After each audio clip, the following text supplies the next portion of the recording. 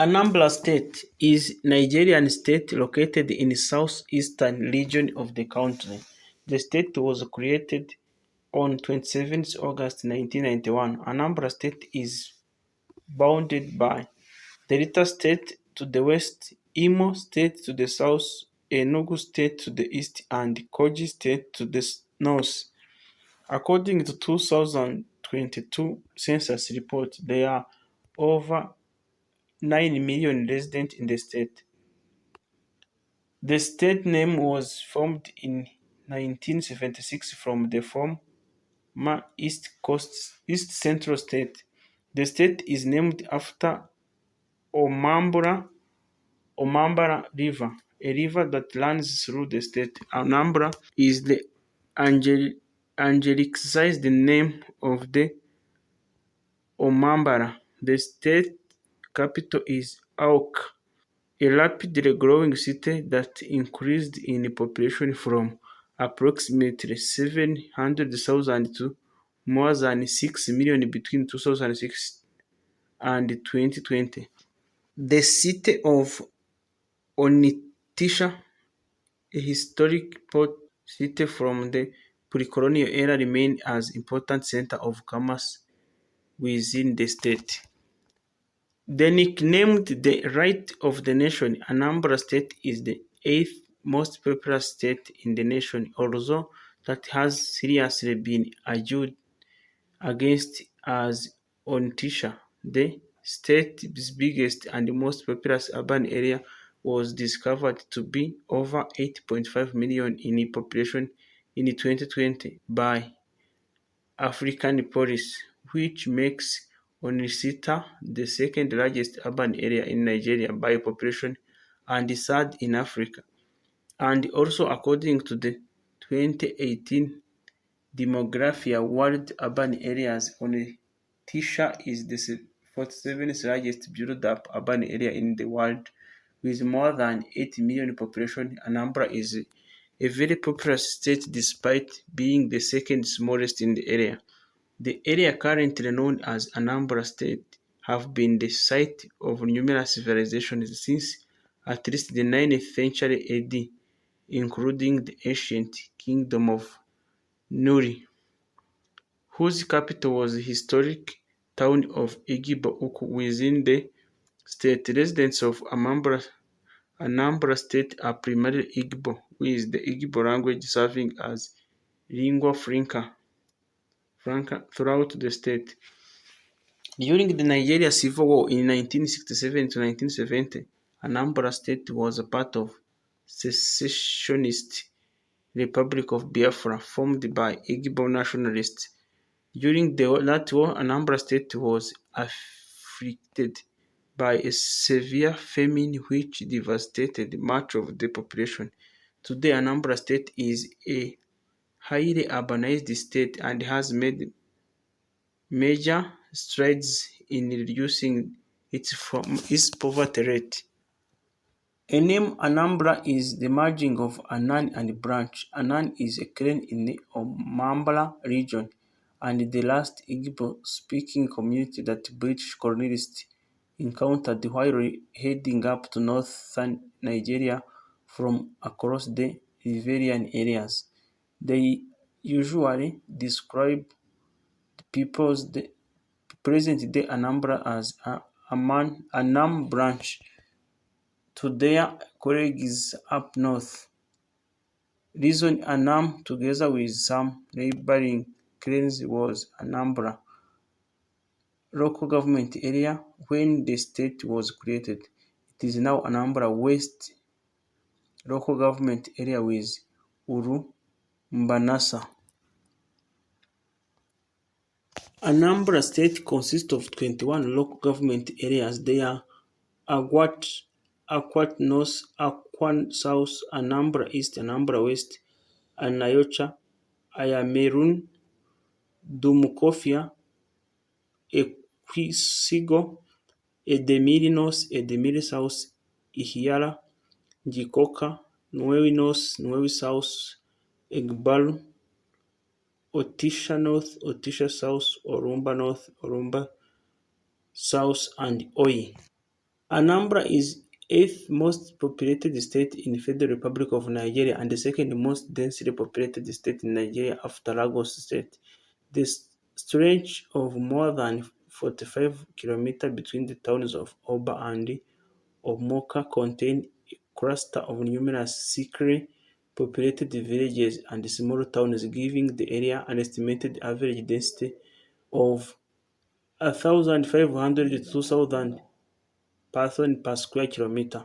Many internally displaced persons have been set up in different locations in Anambra State to accommodate the flood victims who fled their homes for safety. About 27 internally displaced person camps have been provided by Anambra State government, while flood victims provided emergency camps for themselves when the official camp cannot accommodate them.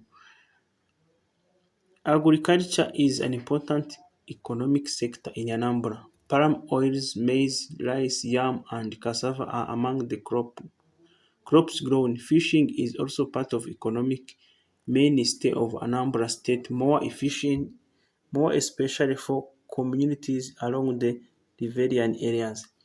Anambra houses the first Nigerian vehicle manufacturer, Inoson, and automobile manufacturer located in Newi. People all over West Africa travel to Onitsha to trade, which boosts the internal revenue of the state, making it one of the top commercial towns in Africa. Anambra is the home of inventions, and creativity. There have been several innovations in Anambra due to its appreciation of education, which has added to the state's GDP. One of those was in 2018 when two brothers, Etiko Chikwabuka and Ubak Chikwabuka, were the first to invent a machine that could wash off the bitterness from bitter leaves, a highly nutritious vegetable. This machine will greatly improve the productivity of vegetable farming in the state. The export of agricultural items is a continual boost to Anambra internal generated revenue, as in 2017, 5 million USD was generated from export of washed bitter leaves. There is a huge deposit of oil and gas in Nigeria, with the Anambra Basin having a greater potential of 1,000 trillion cubic feet of gas reserve untapped, having more than 13 oil wells situated in Anambra.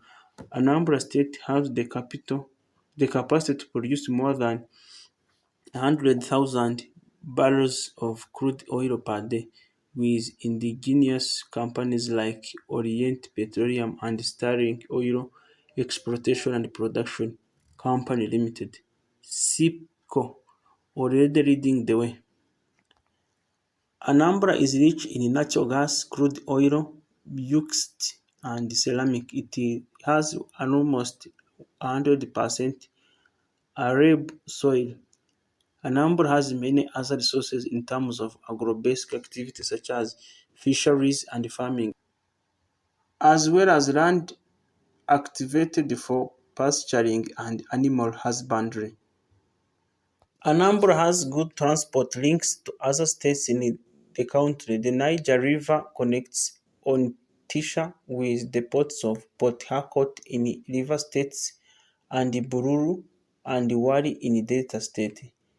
Nearing completion is the second Niger bridge at Onitsha. Ogbunike Caves, listed by UNESCO as a World Heritage Site, is one of the most visited tourist sites in Anambra State. It classified as a sandstone cave. The Owerri Ozukara Cave and the waterfalls are greater tourist attractions in the state. Largely unexplored, the caves are said to be the largest in West Africa. The indigenous ethnic groups in Anambra are the Igbo, 99% of the population, and a small population of people who are bilingual. They live mainly in the northwest part of the state. Igbo Uku Museum. Igbo Uku is an ancient town known for its astonishing metal craft. It continues to attract tourists to see its bronze artifacts. First noticed in 1838, the bronzes were later excavated by Thurston Shaw. They have been dated to the 9th century and are the high value and historic relevance. Anambra has diverse delicacies ranging from spiced Chinese white soup to hamburgers, shawarmas, and umugba soup, a famous dish from the state. The churches in Anambra State include Catholic, Anglican, and Pentecostal. The Catholic cathedral is the Cathedral Basilica of Most Holy Trinity located at 13B New Kissy Road, Onitsha. The Anglican cathedral is All Saints Cathedral, GRA, Onitsha. Anambra State also has numerous Pentecostal churches like Assemblies of God Church, Redeemed Church, House on the Rock, Dominion City, Dunamis, Winners Chapel, and Christ Assembly. Anambra is known to be leading in basic education in Nigeria, especially in science and technology. In 2018, 5 students from Regina Pacis Model Secondary School, Onitsha, won gold medal at the World Technovation Challenge held in Silicon Valley, San Francisco. Public tertiary institutes. The named Azikiwe University, Awka, which runs a modern teaching hospital in Newe, with facilities also at Umunya and Ukp. They are also a faculty of pharmaceutical science at Ugaru, a school of preliminary studies at Mbauku, and a college of agriculture. Chukwuemeka Odumego Okuju University, formerly known as Anambra State University, and formerly known as Anambra State University of Science and Technology, with 2 campuses, one in Uri and another in Igbariam. The Federal Polytechnic Oku, Nafo Uziwo University of Education, formerly known as Nwafo Oziru College of Education, Nsugbe, Federal College of Education Technical, Umunze, Anambra State Polytechnic, formerly known as Anambra State College of Agriculture, Mugbaku. Private tertiary institutes, the Tanshan University, Umunya, Madonna University, Okija, Paul University, Awka, Legacy University, Okija, St. Peter's University, Ochina, with a campus at One. The UA College of Science and Technology is Swafi, University of American College of Science and Technology, Grudingvi Polytechnic Oba, Buckingham Academy of Management and Technology, OGD, Onit College of Education, Mbauku. Notable people from Anambra: Professor Chinua Achebe, native of Ogidi and best known for the classic Things Fall Apart, first African writer whose books are standard curricula in schools and universities across the world. Chimamanda Adichie, writer, won the Orange Prize for Fiction 2007 and MacArthur Foundation Fellowship 2008. Dora Akunyili, ex-head of NAFDAC and the former Minister of Information, won international awards for cleansing Nigeria of scourge of fake drugs. Emeka Anyauku, first Black Secretary General of Commonwealth and recipient of South African Order of Companions of Oliver Reginald Tambo for his role in initiating talks between the apartheid state and the African National Congress. Cardinal Francis Arinze, once considered as a potential pope. Ukpab Asika, political scientist and administrator from Onitsha, East Central State, administrator during and after the Nigerian Civil War. Adayes Atuegu, author and disability inclusive advocacy. Nnamdi Azikiwe, aware of Onitsha, first president of Federal Republic of Nigeria.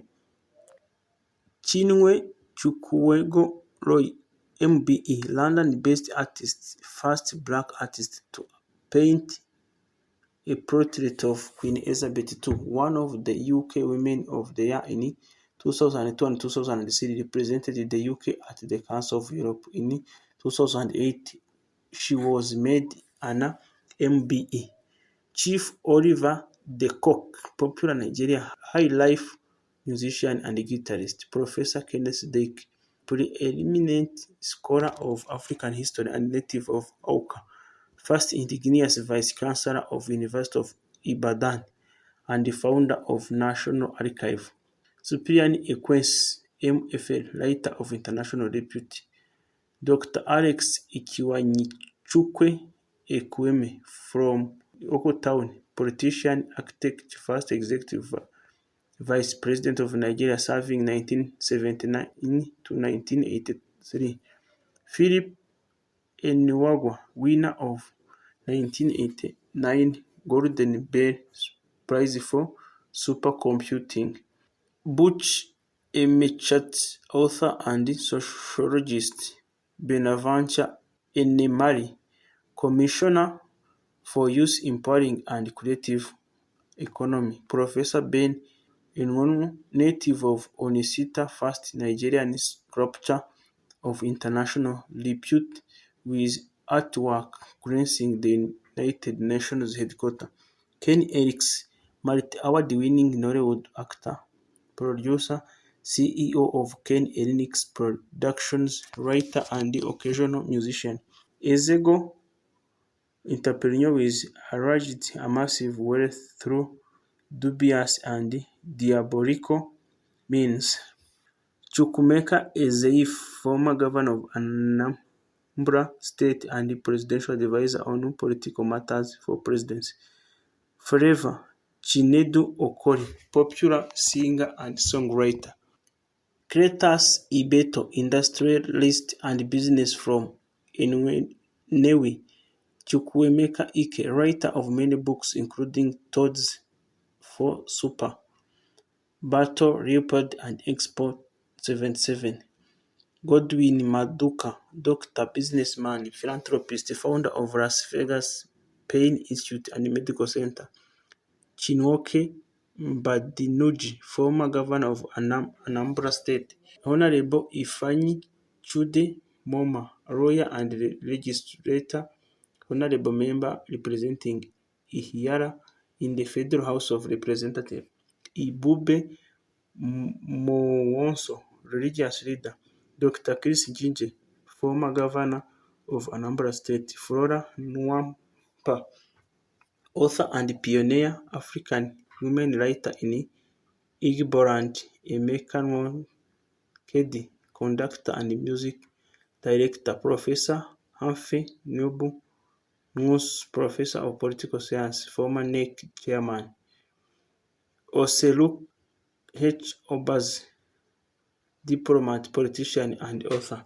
Professor Ike Obi, mathematician famous for his work on non-differential equations.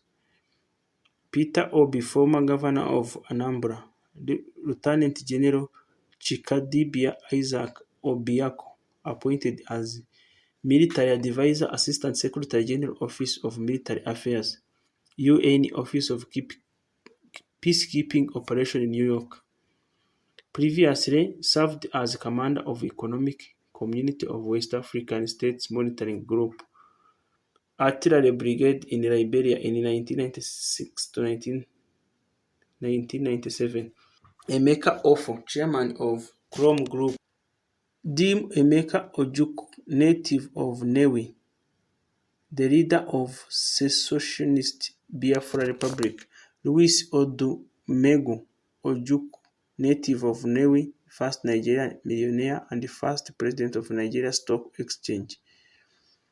Dr. Senator Chuba Wilberforce Okajigbo, native of Ogibunik, president of Senate of Nigeria. Professor Uche Okeke, native of Nimo, one of the foremost Nigerian fine artists, founder of the Uri movement. Ifeoma Okeye, novelist. Chief P.N. Okeke Ojiudu, politician and businessman, and the first Minister of Agriculture in Nigeria First Republic. Pius Okpogo, world-renowned economist, the first economics advisor to federal government of Nigeria. Omobi Okey, youngest American football player to play for NFL, currently a free agent. Professor Samuel Okey, Black Africa's first PhD in radio astronomy, with Anthony Welsh of University of Cambridge, discovered a radio source of Cabo Nebula neutron star. Chinyere Stella Akuna, first Nigerian female professor in mass communication. Azuka Akwosa, former Anambra State Commissioner for Work and Transport. Azikiwe Peter Anuwal, former Director General and Chief Executive Officer of Raw Materials Research and Development Council. Chi Onura, British Labour Party politician, elected at 2010 general elections as a Member of Parliament for Newcastle upon 10 Central, becoming the first female British MP of African origin. Allen Onyema, Chairman of Airpeace. Oscar N. Onyema, OON, Chief Executive Officer of Nigeria Stock Exchange and Chairman of Central Securities Clearing System. Nwafo Orizu, hail from Newi South, first Senate President of Federal Republic of Nigeria. Osita Osadebe, popular Nigeria high life musician, holds the Nigeria record of highest sale album. Chief Stephen Osita Osadebe. P Square, Peter and Paul Okoye, Nigeria Group Joe, consists of twin brothers. Professor Charles Chukwuma Sorud, famous economist who spearheaded the Nigeria economics reform from 1999 to 2008, ex-head of Central Bank of Nigeria. Blessed Cyprian Michael Iweni Tansi, born in Anambra, ordinated a Roman Catholic priest at Archdiocese of Onitsha, Nigeria, later citation monk at Mount St. Bernard Monastery in England. Pope John Paul beatified him in 1998. Fabian Odeku, professor of surgery and trailblazer of open heart surgery in Africa. Chief Jerome Udoji from Ozuburu, social reformer, first African to be made a district officer by the colonial administration. Chuka Umuna, British Labour Party Member of Parliament from Streatham constituency. Anambra State is nicknamed the Light of the Nation, a state in Nigeria. Its capital is Awka. Anambra, total area 4,844 square kilometers, ranked 35 of 36 states by area. Population as of 2006 census, total of 4,177,821, ranked 8th of 36 by population. Population density estimated 860 per square kilometer. Demonymus, the Anamblarian.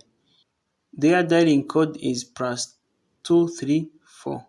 Thank you very much for being with us. Today we have focused about Anambra State, one of the 36 states of Federal Republic of Nigeria. Thank you for watching our video. Coming up is another video talking about one of those 36 states in Nigeria. Thank you and God bless everyone. See you in other videos. Bye.